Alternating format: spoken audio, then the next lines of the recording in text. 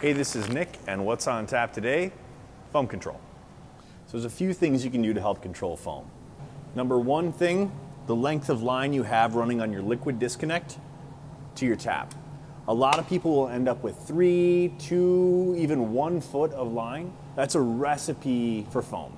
There's a lot of turbulence generated here, and all that turbulence kicks CO2 out of suspension. And so if you have your tap right here, you're gonna end up with a ton of foam. Another thing you can do to help keep your beer foam free is keep your beer relatively cold. The warmer your beer is, the more the CO2 is gonna wanna come out of suspension, and the more foam you're gonna get at the tap head. If you do end up with foamy beer, whether the keg is too charged or something else, and there's actually too much CO2 in suspension in the beer, you can always gently pull on your PRV, your pressure relief valve. Now there is a little bit of debate on this topic as to whether or not you should actually pull on this PRV.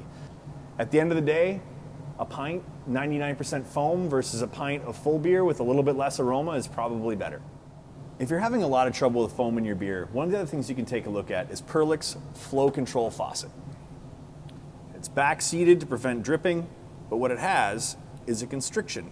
You can actually constrict how much flow of beer is coming through just the faucet. So, if you have a beer with high carbonation, you need to keep that beer on high pressure all the way through the tap line. In order to not get a geyser of beer coming out the tap, you can actually constrict the flow so that the beer comes out slower out the faucet than it is in the lines. So that way you can keep your beer with a lot of pressure, keep that CO2 in suspension in the line, and then when you open your valve, you don't end up with a jet. It just comes out at a normal, healthy rate.